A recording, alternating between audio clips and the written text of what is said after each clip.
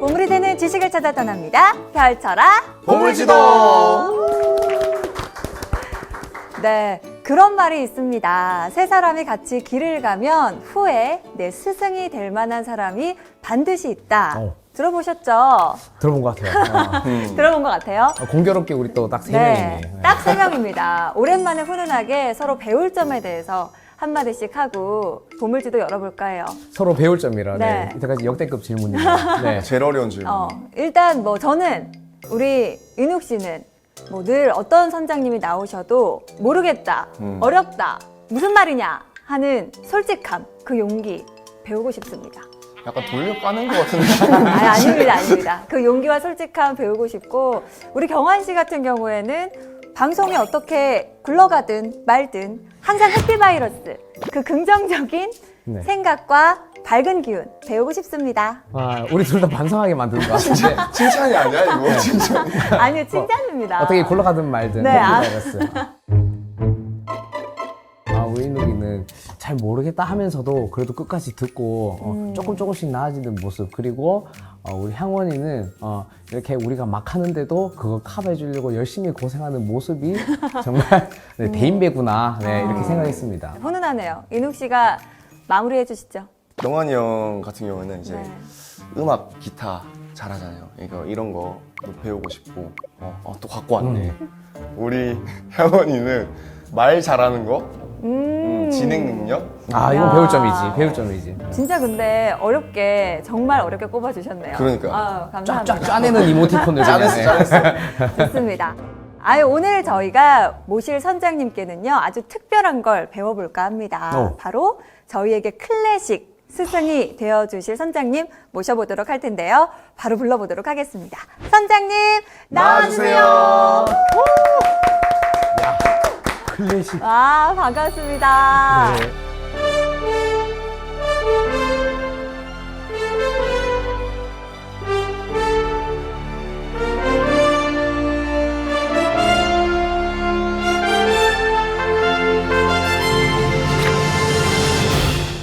반갑습니다. 저는 콘서트 가이드 나홍준입니다. 콘서트 가이드.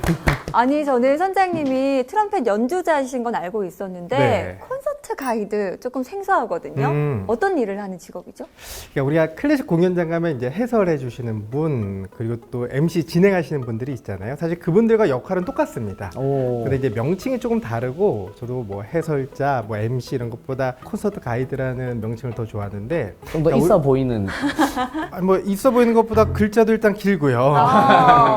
근데 우리가 여행을 가면 여행의 즐거움을 위해 여행 가이드라는 사람이 있잖아요. 네. 네. 그러니까 이제 클래식 공연을 제가 해설하면 오신 분들에게 어떤 그 지식을 전달하는 것도 좋지만 그냥 오신 그 시간이 행복했으면 좋겠다, 그런 의미에서 이제 저는 콘서트 가이드라는 명칭을 쓰는 걸 더 좋아합니다. 그래서 그 다음부터는 저를 소개할 때 저는 콘서트 가이드 나홍준입니다, 이렇게 소개를 콘서트 합니다. 가이드. 네. 좋습니다. 오늘 또 저희 음악으로 보물지도 또 한 획을 그어주실 우리 선장님 기대해 보도록 하겠습니다. 사실 클래식 하면은 많은 분들이 좀 나와는 먼 음악이다, 그렇죠. 이렇게 너무 고상해, 내가 듣기에는 너무 먼 음악이야 라고 하시는 분들도 많거든요. 오늘 선장님과 함께라면 그 거리가 좀 좁혀갈 수 있나요? 그럼요. 오늘 이후로 좀 클래식과 가까워지셔서 또 클래식이 주는 어떤 즐거움, 또 클래식의 아름다움을 좀 자주 만나셨으면 좋겠습니다. 좋습니다. 기대가 됩니다. 우리 선장님과 함께하는 오늘의 지식항해 곧바로 시작해 보도록 하겠습니다.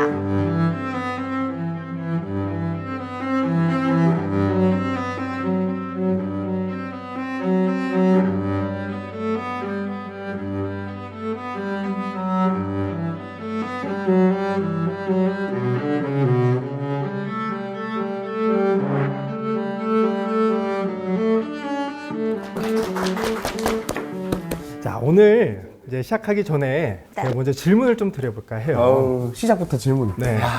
음악 좋아하세요? 저는 좋아합니다. 엄청 좋아합니다. 네. 왜 좋아하세요?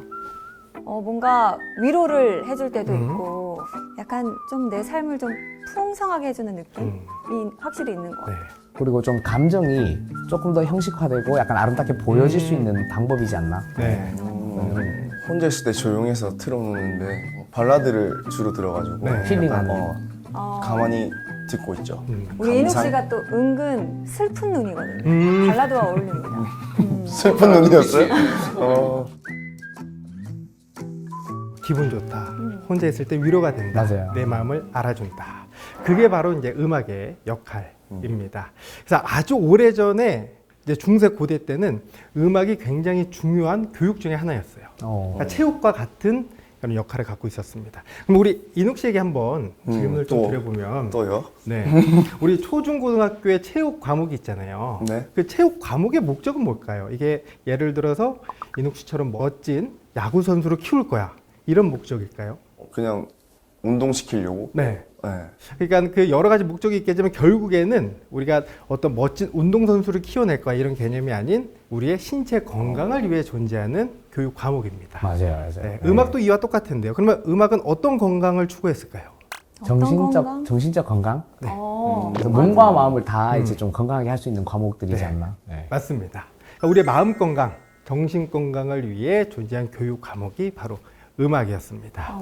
그래서 오늘 이제 클래식을 우리가 본격적으로 만나기 전에 음악이란 무엇인가를 먼저 얘기를 하고 클래식을 만나보면 클래식도 우리를 어렵게 하고 귀찮게 하고 어떤 교양적인 지식을 주기 위한 음악이 아닌 정말 클래식도 우리를 위로해주고 즐겁게 해줄 수 있는 음악이구나 이렇게 조금 더 쉽게 다가갈 수 있습니다.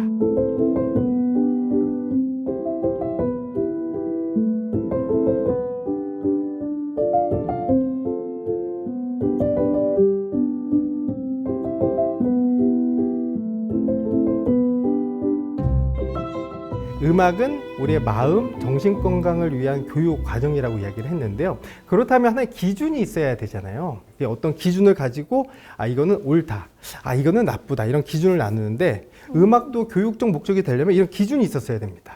자, 그래서 제가 어떻다 저떻다 이런 기준이다 이야기하면 여러분들이 신뢰를 안 하시잖아요. 그래서 믿을 건데요. 네. 들어보고. 하지만 제 이야기보다 훨씬 더 신빙성을 가진 고대 그리스 철학자 세 분의 이야기를 통해서 우리가 음악이 뭔지 한번 알아보려고 합니다. 알겠습니다. 가장 먼저 피타고라스 어? 들어보셨죠? 음악 네. 시간인데 피타고라스 선생님이 나온다고요? 수학 시간에 나올 법한 사람 아닌가요? 그렇죠. 철학자이자 수학자였는데 음악은 음악보다도 하나의 우리의 건강을 위했기 때문에 훨씬 더 넓은 영역의 학문이었습니다. 그래서 제가 기준이 필요하다 그랬죠. 근데 이 피타고라스도 이런 생각을 했어요. 분명히 음악도 조화로운 음악이 있을 것이고 조화롭지 못한 음악이 있을 것이다 생각은 했는데 사실 이때는 모든 걸 이제 수적 비율의 아름다움이 조화로운 걸로 여겨지던 시절이었습니다. 근데 음악이 눈에 안 보이잖아요. 그래서 이 뭔가 수적 비율이 있을 텐데 고민을 하다가 근거를 못 찾다가 어느 날 갑자기 대장간을 지나갔는데 대장간에서 이제 새들 재련하잖아요. 막 퉁퉁퉁퉁 막 치는데 챙챙, 네. 챙챙 막 이런 리듬. 그렇죠. 네. 왜요? 왜요? 유행가 아니었어 그거? 유행가 네. 신나는 노래. 근데 잘 들어보니까 어느 소리들은 굉장히 듣기 좋더래요. 그러니까 조화롭다고 느끼고 또 어떤 소리는 완전히 듣기 싫더래요. 그래서 잘 듣다가 그러면 조화로운 소리를 내는 쇠들을 한번 모아볼까? 화음끼리 모은 거네요. 네, 모아서 비율을 재봤더니 2대1 비율, 3대2 비율, 4대3 비율 쇠들이 울리는 소리가 굉장히 조화롭게 들리는 걸 찾아냅니다. 때리는 쇳덩어리 길이 비율이 3대2나 2대1 그렇죠. 뭐 이런 식으로. 네. 그래서 이 비율로 이게 수적 비율 2대1, 3대2, 4대3 이 비율로 만들어진 음악들이 우리를 조화롭게 만들어줄 수 있는 음악이다 이렇게 주장을 했습니다. 자, 그래서 이 비율을 후대 우리가 이제 도레미파솔라시도 있잖아요. 이 음정 관계로 계산을 해본 결과 어떻게 나왔냐면, 그러니까 우리 도레미파솔라시도 아시죠? 네.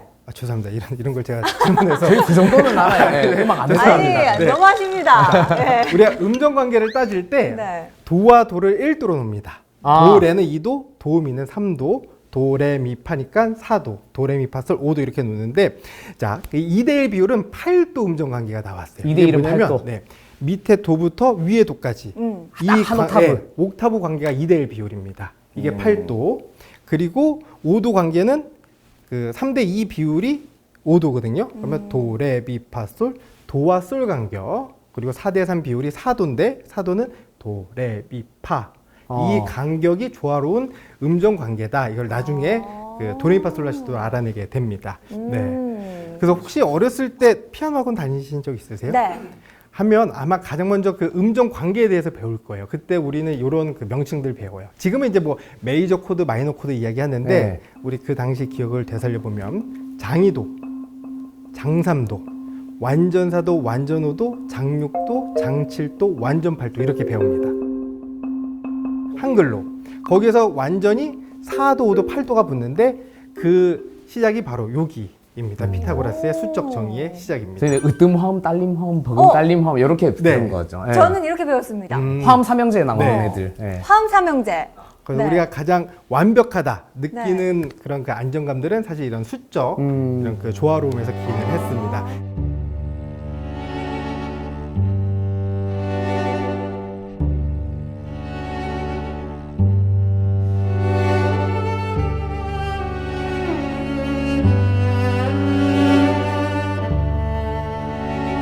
자, 이제 이 다음부터가 재밌는데요. 바로 이제 플라톤이 이야기를 해요.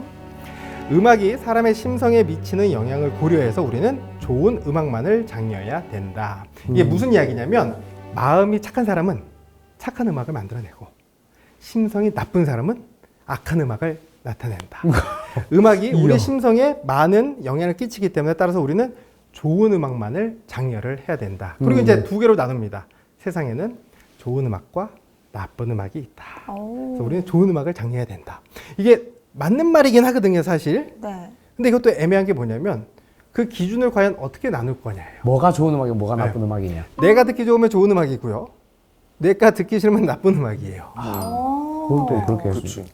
그래서 이 시대 때는 어떻게 정의를 했냐면 우리가 음악을 들으면 이제 야구 응원가 같은 거 있죠. 네.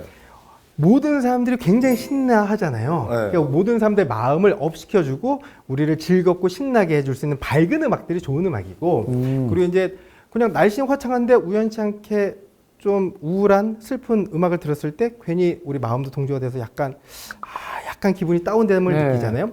그런 게 나쁜 음악이다 이렇게 이야기를 했습니다. 다운 되고 싶어서 다운 되는 노래를 너무 들을 수도 있죠. 이분법적인데. 왜냐면 그 음악 자체는 좋은 음악과 그러니까 방금 전 이분법적이라고 이야기하셨는데 이때는 좋은 음악과 나쁜 음악의 어떤 경계를 나눴어야 되기 때문에 기분으로 네, 이렇게. 네. 우리의 기분을 밝게 만들어줄 수 있는 음악이 좋은 음악이고 우리 기분을 좀 우울하게 만들어주는 것들이 바로 나쁜 음악이다 이렇게 이야기했습니다. 아니 그러면은 저 시대 때 만약에 애절한 발라드를 부르는 발라더들은 다 나쁜 음악 하는 사람으로 취급받았을 수도 있겠네요. 저 근데 기준에서는. 이거는 이제 약간 극단적인 비유긴 한데 네. 이 당시에는 이제 선호하는 음악이 이런 거죠. 그러니까 이건 절대 나쁜 음악에서 들으면 안 된다는데 우리는 지금 교육적인 효과로 계속 왔었을 때 우리 아이들에게는 좋은 음악, 아이들이 밝고 건강하게 자랄 수 있도록 도와주는 게 좋은 음악. 근데 이게 또 재밌는 게 뭐냐면 우리 그 태교 음악 심리에 아주 이게 말도 안 돼 하지만 그 보통 우리 어머님 세대들 태교하실 때 보면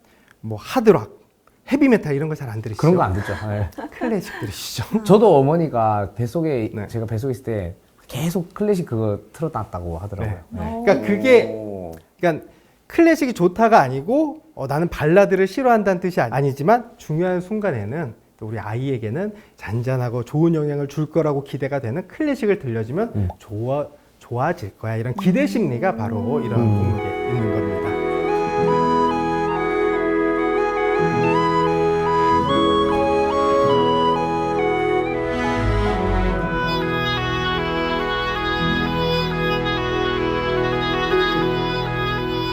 그리고 나서 이제 아리스토텔레스가 등장을 해요. 오. 네, 아리스토텔레스가 이 이야기에 방점을 찍습니다. 음악은 특정 에토스를 모방하는 능력을 지녔으며 이를 듣는 사람은 그 에토스의 영향을 받게 된다. 이 에토스가 뭐냐면 오랜 동안 경험에 의해서 쌓은 심성, 뭐 캐릭터, 성격 이런 거를 뜻합니다. 그리고 이런 이야기예요. 좋은 음악, 플라톤이 이야기했던 좋은 음악, 당연하다. 교육적인 효과가 있다. 하지만 나쁜 음악도 나름의 쓰임새가 있다라고 이야기를 합니다. 그리고 주장을 한 게 카타르시스 효과예요. 그러니까 이게 뭐냐면 방금 전에 그 정답이 다 나오긴 했거든요. 그러니까 기분이 우울한 사람에게 밝고 즐거운 음악을 들려줬더니 별 효과가 없더래요. 반대로 기분이 우울한 사람에게 더 슬픈 음악을 들려줬더니 회복이 빨랐다고 합니다. 그러니까 이게 음악 심리학에서 이제 동질의 효과라고 하는데, 그러니까 누군가 내 마음을 알아주는 거예요. 내가 뭐 아무 이야기 안 하고 그냥 마음이 좀 속상한데 누가 와서 진짜 아팠겠다. 그러니까 이런 이야기들이 토닥토닥 해주는. 네, 자기의 마음을 회복시켜주는 이게 바로 이 당시에 이야기했던 나쁜 음악의 효과입니다. 그래서 정리를 해보면 그러니까 플라톤이 이야기했던 좋은 음악은 우리에게 즐거움을 줄 수 있는 밝은 음악이고요. 그리고 그 당시 나쁜 음악이라고 이렇게 포함했던 음악들은 우리에게 위로를 줄 수 있는 음악이다. 결국에는 음악의 목적은 우리의 마음 건강, 신체 건강인데 그 두 가지는 바로 우리에게 즐거움을 줄 수 있고 그다음 위로를 주는 것이 바로 음악의 목적이다.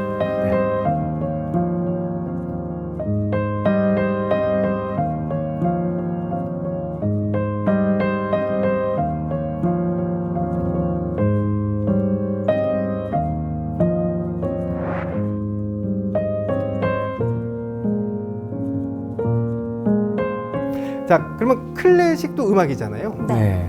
클래식도 우리에게 즐거움을 주고 위로를 줄 수 있습니다. 오. 자, 그러면 우리 클래식이 뭔지에 대해서 한번 이야기를 해볼까요? 클래식이 뭘까요? 가사 없는 노래. 가사 있는 노래도 있잖아요. 일단 뭐 대표적인 예들은 어느 정도는 많네요. 네. 약간 단편적이긴 하지만 그게 뭐 틀린 말은 아닙니다. 맞아요. 그 구성 중에 하나니까요. 일단 언어의 뜻으로 치면 고전. 네. 네. 그래서 오래된 노래. 다 거의 정답에 근접합니다. 이 클래식 음악 그 두 가지 개념이 있어요. 작은 범위의 개념, 큰 범위의 개념이 있는데 우리나라에서는 큰 범위의 개념을 써요. 그러니까 서양 음악사에서 특정 시대 음악이 고전 음악이거든요. 이게 1750년부터 1820년, 70년 사이에 만들어진 음악을 클래시컬 뮤직이라고 해요. 그게 이제 고전 음악. 아까 이야기하셨던 네. 그 오랫동안 오면서 표준이 되고 모범이 되는 예술들을 우리는 고전이라 부르는데 그걸 고전. 클래식이라 부르는데 그 시대를 고전주의 시대라 부르고 고전주의 시대 때 만들어진 음악을 고전 음악이라고 이야기를 합니다. 근데 우리나라에서는 개념이 좀 달라요. 그냥 넓게 통칭해서 서양 유럽에서 만들어진 음악을 우리는 통칭해서 클래식이라고 부르고 서양 있습니다. 서양 음악. 음악을 클래식이라고 부르고 있는데 우리는 이 넓은 의미를 가지고 가면 돼요. 네. 지금 제가 사진을 하나 준비를 했는데요. 이 모습은 이제 1700년대 독일 라이프치히의 모습이에요. 그러니까 결국 이 시대 때 이런 환경에서 살았던 사람들을 위해 작곡한 음악을 우리는 통칭해서 클래식이라고 부른다. 이 시기에 살았던 사람들을 위해 작곡한 음악을 우리 클래식이라고 부르는데 이걸 반대로 이야기하면 뭐냐면요. 현재 대한민국에서 살아가는 우리를 위해 만들어진 음악이 아니란 얘기예요. 그러니까 당연히 재미없고요. 지루하고요. 얘가 지금 지루하지. 뭘 이야기하는지도 모르겠고 재미도 없고. 음악 형식도 좀 생소할 수 네. 있고요. 근데 이 클래식은 이 시대 때 사람들을 위해서 만들어진 음악이기 때문에 훨씬 장치가 많았고 더 아날로그적이고 그러니까 우리가 처음 클래식을 만났을 때 내 스타일 아니다 하면서 내가 교양이 좀 부족한가? 이런 생각은 너무나도 당연한 생각이에요. 이런 걸로 괜히 괴로워하실 필요 없습니다. 그래서 처음부터 우리가 클래식을 만날 때 얘는 원래 지루한 애야. 왜냐면 우리를 위한 음악이 아니고 몇백 년 전 유럽 사람들을 위해 만들어진 음악이기 때문에 우리 라이프 스타일이 완전히 다르기 때문에 아예 그런 음악이다 이렇게 생각을 하고 접근을 하시는 게 마음 편하게 더 가깝게 가실 수 있어요. 근데 이 말 진짜 좋은 것 같아요. 사실 저도 나는 음악을 좋아한다고 생각하고 있는데도 클래식 되게 긴 거 들으면 좀 지루해지는 걸 느끼면서 내가 교양이 없구나 이런 생각을 했는데 그럴 수 있죠. 현대인을 위한 음악이 아니었다라고 해석하니까 좀 마음이 편해지네요. 지루하고 재미가 없는데 가까워지려고 해야 돼요? 그럼에도 불구하고 그럼에도 불구하고 우리를 위한 음악이 아님에도 불구하고 우리가 클래식과 가까워지면 그래도 좋은 점이 있습니다. 가치가 있다. 네. 자, 이 사진 지금 여러분 사시는 이 환경 공통점을 찾을 수 있을까요? 일단 사람이 다닙니다. 사람이 주상복합이다. 네. 창문이 있고요. 아파트처럼. 상가도 있고. 네. 이런 그 원론적인 거 말고 공통점을 찾을 수가 없어요, 사실. 그렇죠. 뭐 이런 환경, 그다음에 우리 핸드폰, 뭐 컴퓨터부터 완전히 다른 환경의 삶인데요. 하지만 안 변한 거 찾자면 건물 빼고 하나 있습니다. 사람. 네, 사람. 조금 더 마음. 정확하게 가면 인간의 감정. 음. 인간의 감정은 발전된 게 아닌 이 시대 때의 사람들도 지금 우리가 느끼는 그런 감정들을 그대로 느끼고 있었습니다. 그러니까 결국 클래식은 몇백 년 동안 우리 인간들을 즐겁게 해주고 위로해준 음악이에요. 얘는 이런 감정을 느낄 때 다음에 이런 감정을 느낄 거고 이런 감정을 느낄 때 이런 감정을 느낄 건데 그 감정의 변함을 우리가 다 음악으로 서포트 해주면 훨씬 더 좋아지지 않을까. 그러니까 다른 장르에서 갖지 못한 고민을 몇백 년 동안 하면서 성장해온 음악이 바로 이 클래식입니다. 역사가 긴 음악이네요. 네.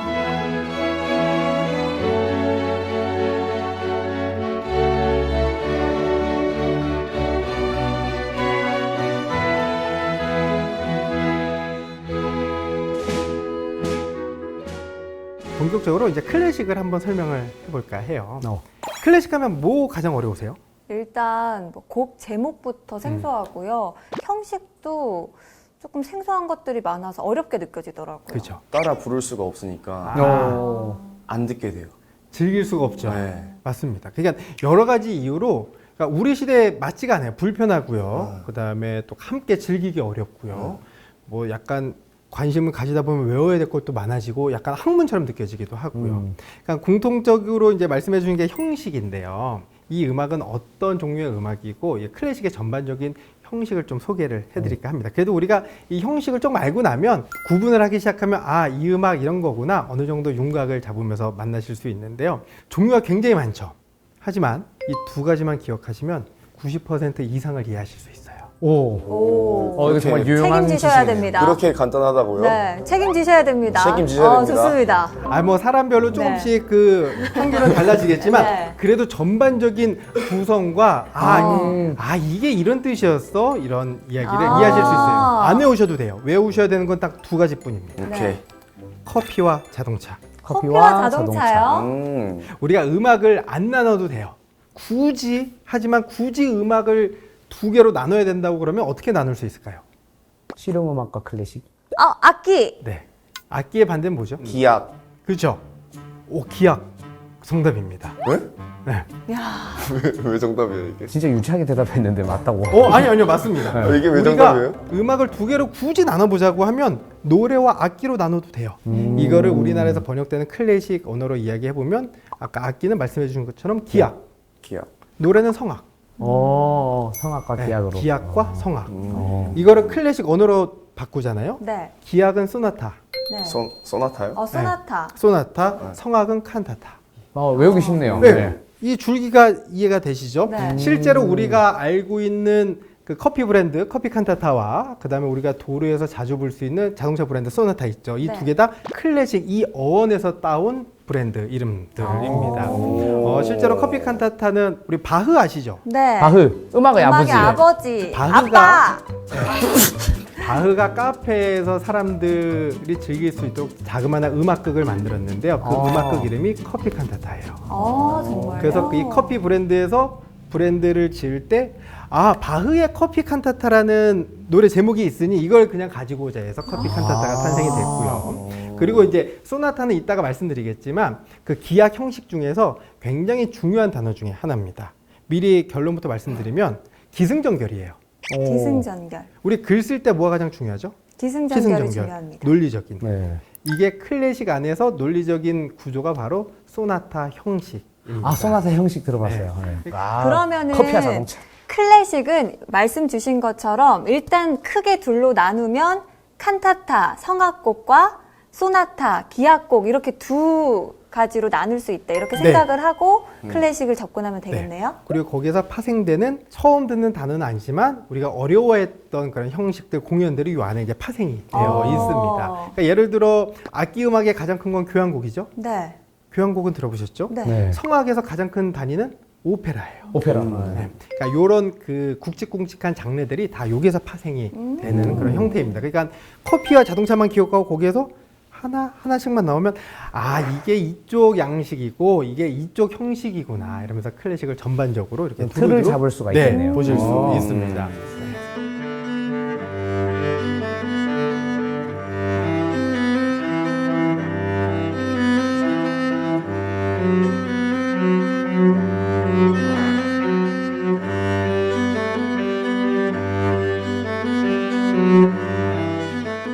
자, 그러면 칸타타부터 한번 가볼까요? 좋습니다. 네.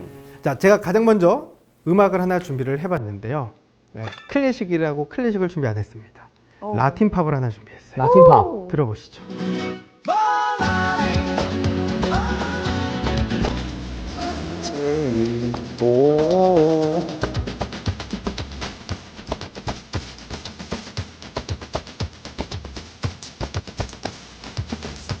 신난다. 네, 이 음악 들어보셨죠? 네. 네, 아주 자주 사용되는 이태리 깐쪼네입니다. 깐쪼네 이제 우리나라 민요와 비슷한 형식인데요. 이제 이게 다양한 장르 버전으로 편곡이 되고 있습니다. 네, 그래서 볼라레라는 음악인데 맨 처음에 노래가 어떻게 시작됐죠? 폴라레. 네. 오제일 이렇게 하는데. 아, 그게 응원가에도 있군요. 프로야구 응원가에도 있군요. 다 써먹고 있네. 그만큼 우리 그 마음속에 쉽게 들어오는 멜로디거든요. 네, 그래서 볼라레, 날아오르다라는 뜻입니다. 그 다음 가사가 뭐였죠? 깐따레, 오오오, 깐따레, 노래하다라는 뜻입니다. 아, 이게 스페인어로 제가 공부를 했었는데 네. 깐타르가 노래하다라. 그렇죠. 그래서 칸타타는 깐따레 명사형이에요. 노래. 노래. 그래서 이 1600, 1700년대 가장 중요하게 여겨졌던 성악 양식 중 하나예요. 종교에서 예배 음악으로 사용이 됐고요. 밖에서는 하나의 우리의 마음을 즐겁게 해주는 음악극 형식으로 공연이 됐습니다. 그래서 이 클래식 음악을 만날 때, 이 칸타타의 구성을 만날 때는 이 또 우리를 어렵게 하는 게 있는데 바로 이 레스타티보라는 부분이에요. 그러니까 이게 뭐예요? 그러니까 성악가들이 멋지게 노래 부르는 거는 우리는 아리아라 그러죠. 네. 아리아.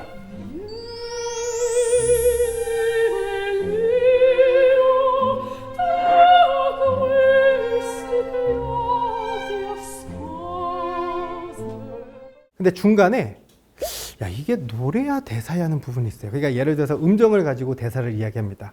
여러분 안녕하세요 이렇게 그냥 여러분 안녕하세요 하면 되는데 갑자기 반주에 맞춰서 여러분 안녕하세요 하는 그런 부분이 있습니다. 그게 레스타티보라고 하는데요. Il poco canti vengono ad offrire e vi chiedo un perdono del loro ardire. A prove vi ringrazio, quanti sono vezzosi.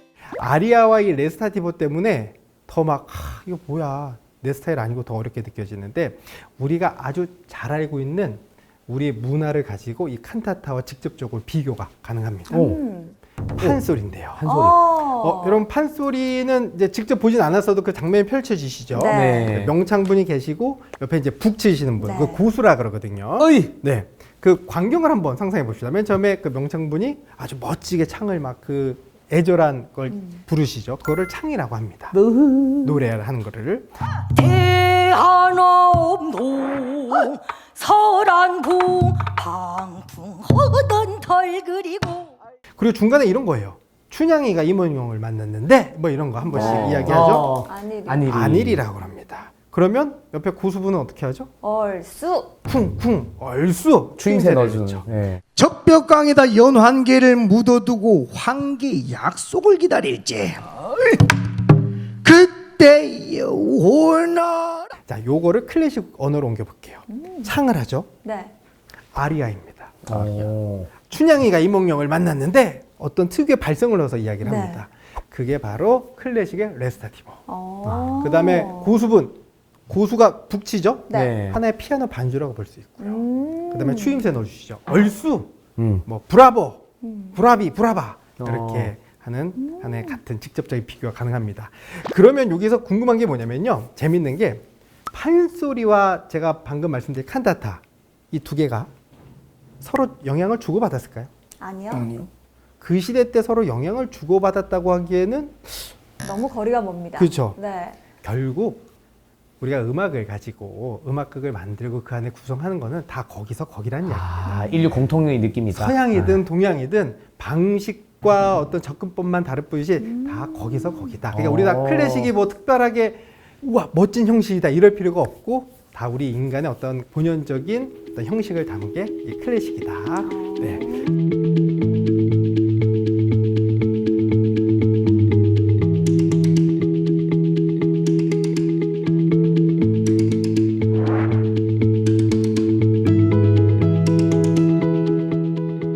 우리가 성악하면 가장 어려워하는 게 뭐죠? 오페라.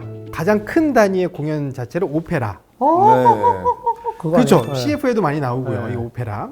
오페라가 생각보다 큰 뜻이 없어요. 우리 오페라면 고유명사잖아요. 네. 우리가 클래식 작품을 오퍼스라고 불러요. 오퍼스. 네, 작품이란 뜻입니다. 복수형이 오페라예요. 작품들. 작품들. 야, 우리 작품들 보러 갈래? 뭐 없어 보이죠? 네. 왜 작품들이냐? 그 오페라 탄생 비하가 굉장히 재밌습니다. 왜 만들었는지. 네. 이때는 이제 16세기 후반이면요, 1590년대 막 이쯤인데 이태리가 이제 다 공국으로 나눠져 있을 시대였어요. 근데 거기에 이제 모임이 있었어요. 이런 보물지도 모임처럼 철학자, 수학자, 음악가, 화가, 뭐 소설가, 오. 또 그들의 모임을 후원하는 백작 이렇게 이제 우리의 사교 모임처럼 이런 모임들처럼 이런 모임들이 있었는데 그 모임을 까메라타라고 이야기를 해요. 그래서 이 피렌체의 한 까메라타에서 이런 생각을 해요. 야, 생각을 해보면 고대 그리스의 미술 작품도 있고 조각도 있고 건물도 있고 문학도 있는데 음악만 없어. 우리 고대 그리스 비극 문학을 바탕으로 음악을 중심에 둔 새로운 공연을 만들어 보자. 그렇게 해서 만들어진 게 바로 오페라입니다. 진짜 음악이 주인공이에요. 네, 음악 주인공으로. 그래서 거의 초창기는 뭐 1590년대 후반에 시작이 되면서 지금이 이제 2024년이니까 거의 400년이 왔잖아요. 네. 그러면 이 400년의 오페라의 역사를 알려고 그러면 어떻게 바뀌었고 흐름을 알려 그러면 양이 방대하겠죠. 네. 그렇지 않습니다. 요 사진 한 장이면 400년을 다 이해하실 수 있어요. 오케이.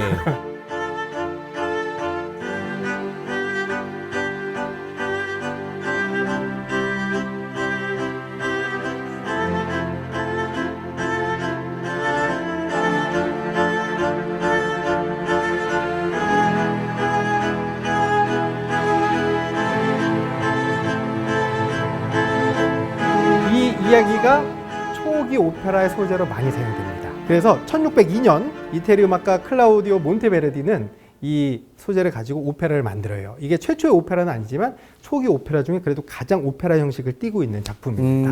그게 1602년이고요. 자, 그리고 1762년인데요. 160년 이후죠. 시대가 완전히 바뀌었죠. 네. 이때 오스트리아 음악가 글루크가 이런 생각을 해요. 야, 지금 1700년대인데 아직까지 1600년대 스타일로 오페라를 만들고 있다고? 말도 안 돼.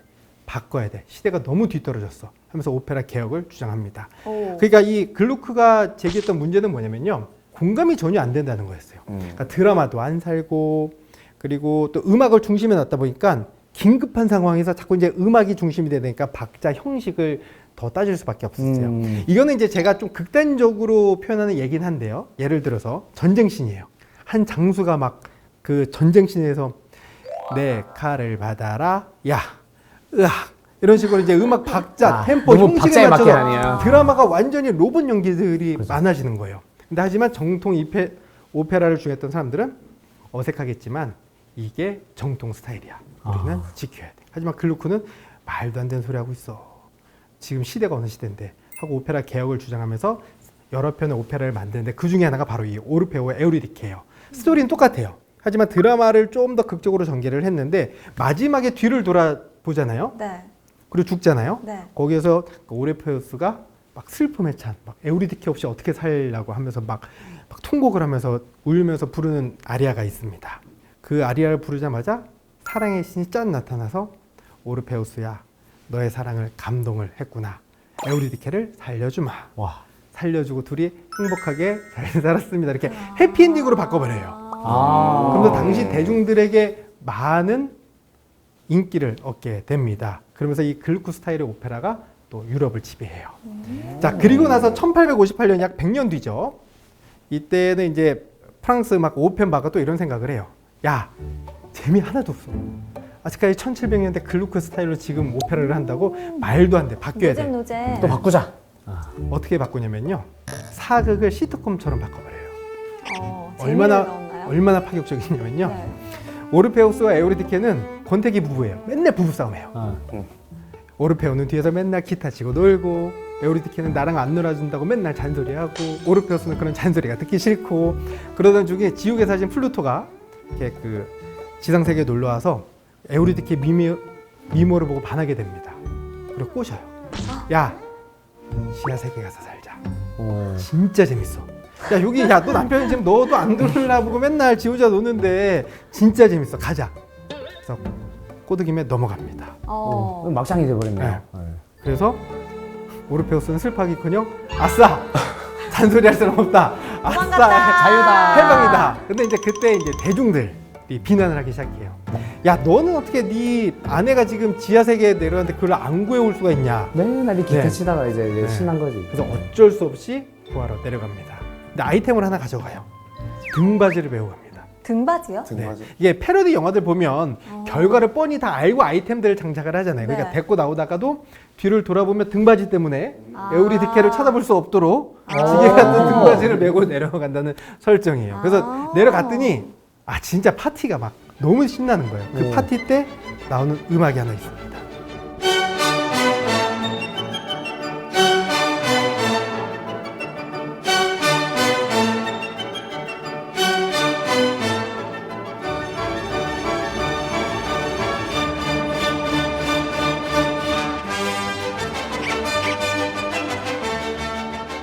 바로 이 음악 많이 들어보셨죠? 네.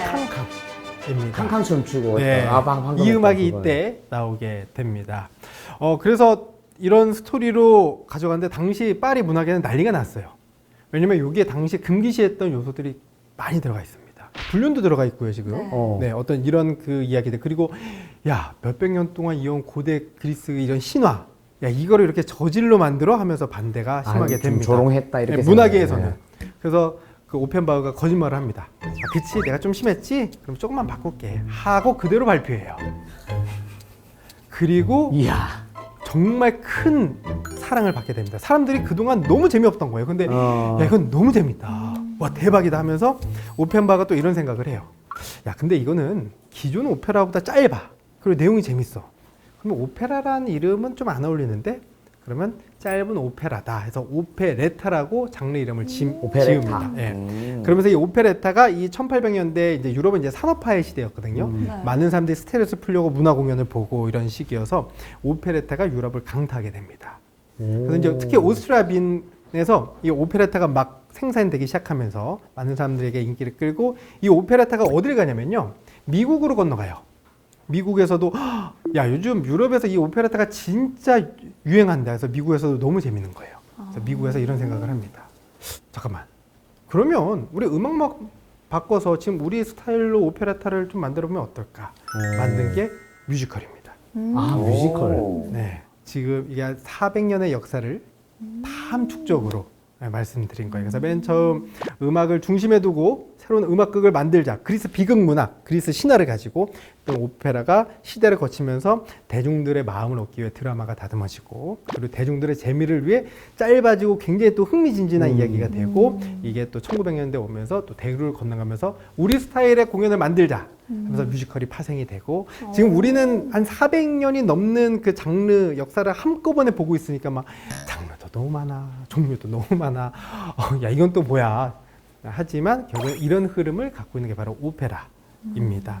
그래서 하나의 드라마를 보러 가신다고 생각을 하시면 돼요. 그래서 오페라는 처음에 접근하기 사실 어렵긴 합니다. 하지만 또 이런 우리의 어떤 마음, 우리의 카타르시스, 우리의 막장 드라마 보면 재밌잖아요. 네. 말도 안 돼 하면서도 이렇게 보게 되잖아요. 욕하면서 자꾸 그렇죠? 보게 되는. 야, 뭐야, 세상에 저런 사람이 다 있어 하면서도 이렇게 보게 되는 것처럼 이 오페라도 오랜 시간 동안 우리 사람의 마음 속에 어떤 그 추악함을 좀 해소해주고 또 이런 것들을 풀어줬던 장르이기 때문에 한 번쯤은 이런 스토리가 있으니까 만나보시길 바랍니다.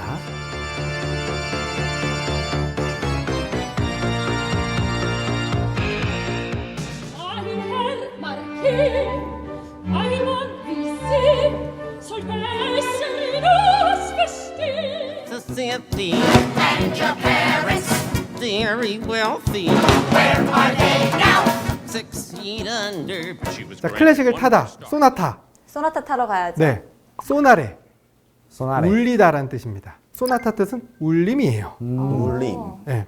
이 소나타 뜻은 아까 그 칸타타와 반대되는 개념을 말씀드렸잖아요. 네. 그걸로 인해서 시작된 단어입니다. 그래서 이 소나타의 개념이 이제 두 개가 있어요. 아까 말씀드렸던 우리가 악기 음악들을 포괄하는 단어로 쓰는 소나타, 그리고 아까 또 기승전결 말씀드렸죠. 네, 기승전결. 하나의 형식을 의미하는 소나타 형식, 이 두 개가 있는데 두 개 다 좀 다른 성격이니까 같이 기억을 해두셔도 좋습니다. 그래서 악기 음악은 어떻게 발전했는지 한번 짚어보고 가겠습니다. 우리가 악기 음악이 가장 필요할 때가 언제죠? 목 아플 때. 춤출 때. 그거 맞네요. 춤출 때. 뭐 풍악을 울려라 이런 거 하죠. 그러니까 맞아요. 우리가 신나는 공간에서 음악이 없으면 신이 안 나잖아요. 맞아요. 그러니까 악기 음악의 원초적인 역할은 바로 이 춤 반주였습니다. 그래서 맨 처음 이 춤출 때 사용되는 음악들을 이제 나중에 모으게 돼요. 우리 디스코 메들리처럼 춤 하나만 추면 재미없잖아요. 네. 뽕짝 메들리 다. 네. 네. 그래서 그거를 클래식 형식에서는 모음곡이라고 불러요. 모음곡. 춤곡을 모았다 해서 모음곡. 네. 그래서 여러 가지 스타일이 있고, 자, 이 모음곡, 이 춤 반주로만 사용되었던 악기 음악들이 무대 위로 올라가게 됩니다. 이제 연주용으로. 그래서 맨 처음 시작된 게 협주곡이에요. 콘체르토. 네. 근데 우리가 지금 이제 클래식에 조금만 관심이 있으면 협주곡 하면 어떤 장면이 펼쳐지냐면요.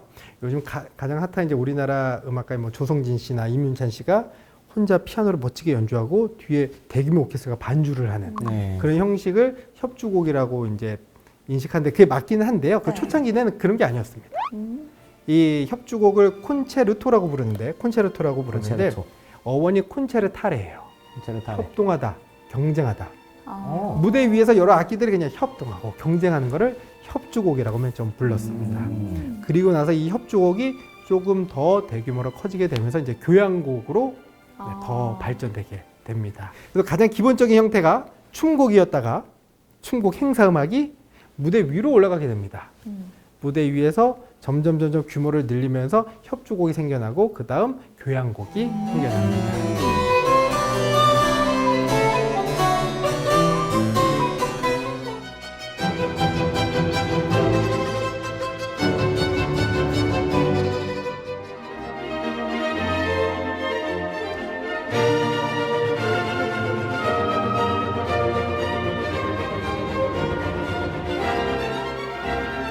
자, 그리고면 이제 소나타 형식에 대해서 네.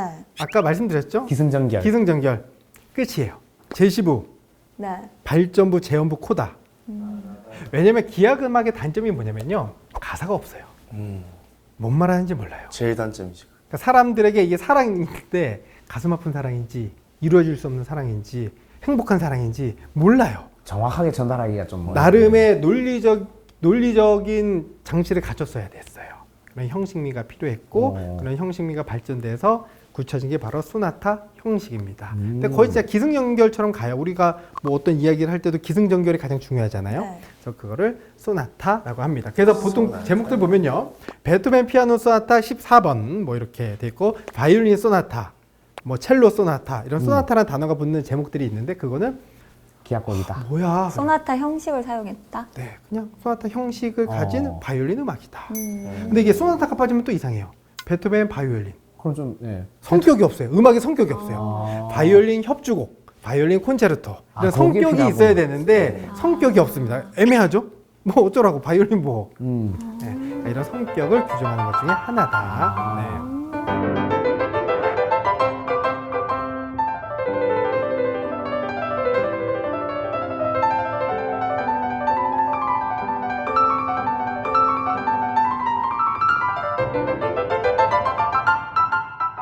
자, 그러면 교향곡에 대한 이야기 조금만 더 드릴까 하는데요. 우리가 베토벤 교향곡 5번을 보러 가면 프로그램북을 보면 저렇게 적혀져 있습니다. 1악장 알레그로 콘브리오, 2악장 안단데 콘 모토, 3악장 스케르초 알레그로 아타카, 4악장 알레그로 프레스토. 사실 이런 부분들이 우리가 클래식을 굉장히 어렵게 만드는 요소 중에 속도나 하나예요. 빠르기를 말하는 건가요? 네. 그리고 또 이 악장들. 야, 무슨 음악에 무슨 이렇게 악장이 4개씩이나 있어. 맞아요. 그리고 많은 분들이 악장 사이에 그러면은 빈틈이 있을 때 박수를 쳐야 돼. 네, 뭐 그쵸. 이런 고민도 하고 네. 이게 노래가 다 한 곡인가 이런 생각도 많이 하시잖아요. 어렵다. 그리고 잘 모르겠다. 나는 음악을 편하게 들어갔는데 눈치 봐야 될 것도 많고 하지 말아야 되는 것도 또 많고. 네. 하지만 이런 것들도 다 이유가 있습니다. 이거 기능적으로 우리가 볼 필요가 있어요. 1, 2, 3, 4악장의 기능 뭐가 있을까요? 우리가 음식을 먹을 때 질리지 않고 오래 먹을 수 있는 방법이 뭐죠? 여러 개 먹는 계속 다른 맛을 맛을. 바꾸면서. 네. 단짠단짠. 네. 악장의 역할은 단짠단짠이다. 짠. 강약 조절이네요. 네, 이거를 음악용으로 옮겨보면요. 단맛 빠르게, 짠맛 느리게, 그 다음 매운맛 춤곡, 다시 단맛 빠르게 이렇게 이야기할 수 정말 있습니다. 원초적인 사진으로 표현하셨네요. 네. 원래는 그러니까 우리가 10분짜리 음악을 한꺼번에 들려주는 것보다 앞에서 3분 빠르게, 중간에서 3분 느리게, 마지막 4분 빠르게 끝내면 사람들이 조금 더 집중이 되겠죠. 맞아요, 맞아요. 그리고 10분 너무 길죠. 오. 길어, 오. 잘라. 그래서 3분, 3분, 4분. 그래서 이걸 1악장, 2악장, 3악장. 그래서 협주곡은 보통 3악장 초기, 오. 협주곡들은 3악장으로 이루어지고요. 그 3악장의 템포는 1악장 빠르게, 2악장 느리게, 3악장 빠르게가 하나의 형식이었습니다. 아. 그러던 중간에 나중에 후대에 이제 1700년대 후반때 그 독일 마나임 궁정에 있는 오케스트라가 정말 뛰어난 그런 예술 단체였었는데 거기서 이런 생각을 해요. 여기에 사람들이 좋아하는 춤곡을 넣으면 사람들이 더 좋아하지 않을까? 그래서 춤곡을 추가합니다. 1악장 빠르게, 2악장 느리게, 3악장 춤곡 스타일, 4악장 빠르게. 아, 3악장을 중간에 집어넣네요. 네, 그러면서 지금의 4악장 교향곡 구조가 탄생됩니다. 그리고 나서 발전이 될수록 이 악장의 철학과 의미와 작곡가 자신의 자전적인 이야기들 여러 그 장치들을 넣지만 가장 기본적인 그 원초적인 역할은 바로 이 지루함을 없애기 위해서입니다. 그래서 우리가 1악장, 2악장, 3악장, 4악장 만나면 뭐야 말고 지루하지 말라고 단짠단짠이구나 이렇게 보시면 됩니다. 그럼 아까 베토벤 한번 보면 1악장 빠르게죠. 예, 알레그로. 2악장 안단테 느리게. 느리게. 3악장 이 스케르초가 뭐냐면요. 원래 이제 미뉴엣이라는 춤곡에서 시작했다가 베토벤이 조금 더 이 미뉴엣 말고 다른 익살스럽고 강렬한 음악을 넣기 위해서 만들어낸 형식, 그 차용한 형식입니다. 그래서 이제 스케르초라고 하는데 이제 3박자의 형식이에요. 3박자 형식. 그리고 뒤에 아타카라는 얘기는 쉬지 말고 바로 넘어가라는 얘기예요. 3악장에서 끊지 말고 4악장으로 연결. 바로 연결. 네. 4악장은 알레그로 프레스토 써 있죠. 빠르게 시작해서 더 빠르게 끝내라. 아, 그러니까 결국에는 이 용어들이 관객을 위한 용어가 아니에요. 연주자들을 위한 지시어입니다. 그러니까 악보에 써 있으니까 이렇게 표기가밖에 안 되는 거예요. 이런 식으로 해라. 네, 하나의 음악의 가이드라인을 주는 거죠. 근데 정보를 줄 때는 악보에 있는 정보이기 때문에 이렇게 줄 수밖에 없다. 그러면 일반적으로 이렇게 4악장짜리 노래가 있으면 2악장이 그나마 좀 제일 좀 약간 지루한 느낌이 있고 3악장이 제일 신난다 이렇게 이야기할 수 있을까요? 네. 오, 그리고 4악장은 화려하다. 화려하다. 아, 화려하게 마무리. 이 교향곡이 어떤 의미였냐면요. 가수들의 앨범이라고 보시면 돼요. 1집 앨범, 2집 앨범. 앨범이 대박나면 어떻게 되죠? 스타가 됩니다. 스타가 됩니다. 네. 망하면 어떻게 되죠? 그거지. 무명이 됩니다. 이렇듯 교향곡들도 작곡가들에게는 그들의 지식을 집대성한 하나의 앨범이었어요. 우리가 가수들 앨범 보면 자기 잘하는 것만 있지는 않잖아요. 자기가 다른 장르들도 하고 다른 가수와도 네. 콜라보도 하고 이런 장치가 바로 교향곡에서 빠르게 하나의 형식매의 형식을 보여주고 이 악장에서는 나의 어떤 느린 애절한 그 느린 음악들도 보여주고 3악장에서는 춤곡에 대한 스타일도 보여주고 4악장은 피날레 내 진짜 화려해 진짜 멋있지 완전 웅장하지 이런 것들을 보여주는 하나의 작곡가의 자신만의 그런 개인기입니다. 하나의 음반이라고 보시면 돼요.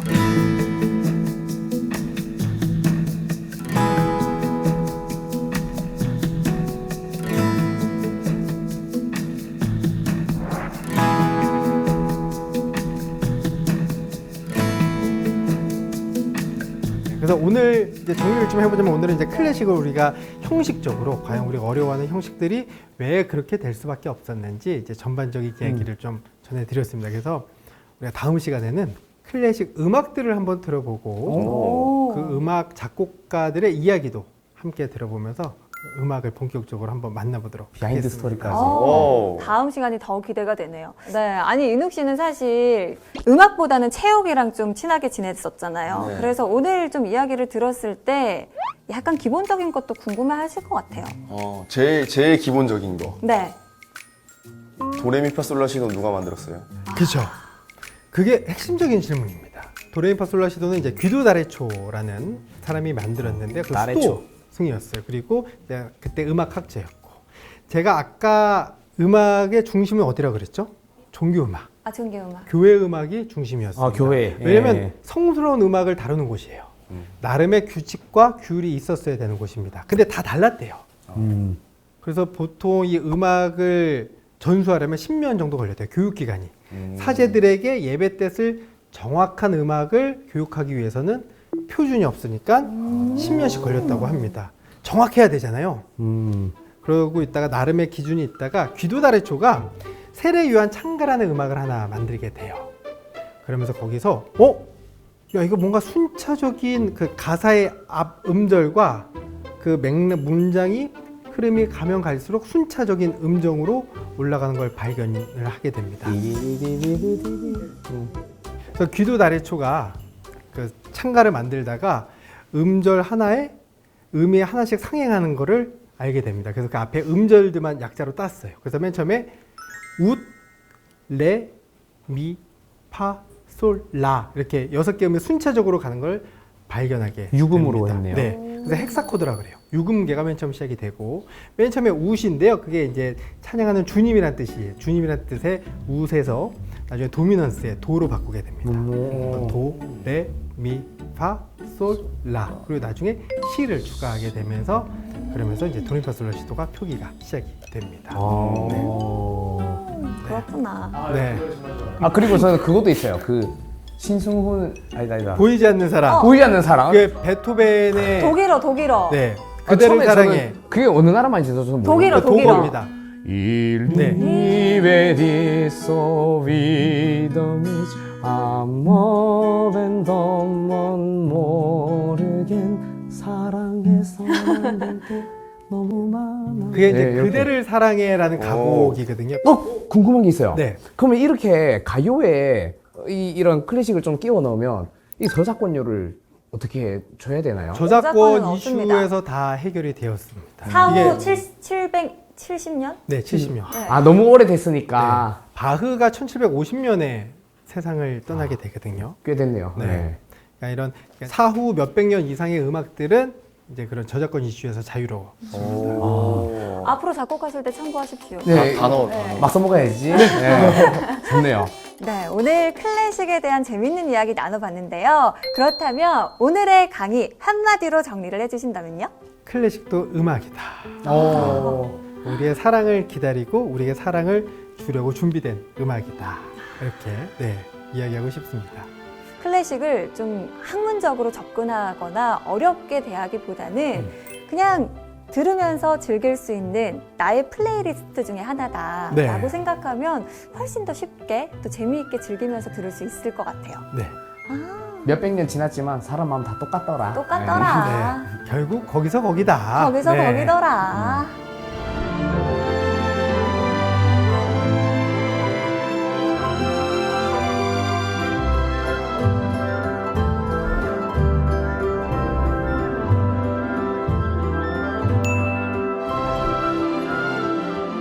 보물이 되는 지식도감, 오늘은 정말 클래식 용어 하나하나 기초가 되는 그런 형식들을 좀 살펴봤는데 이렇게 선장님 설명을 들으니까 그렇게 어렵지만은 않네요. 어원도 살펴보고 하니까. 틀이 좀 잡힌 것 같아요. 그러니까요.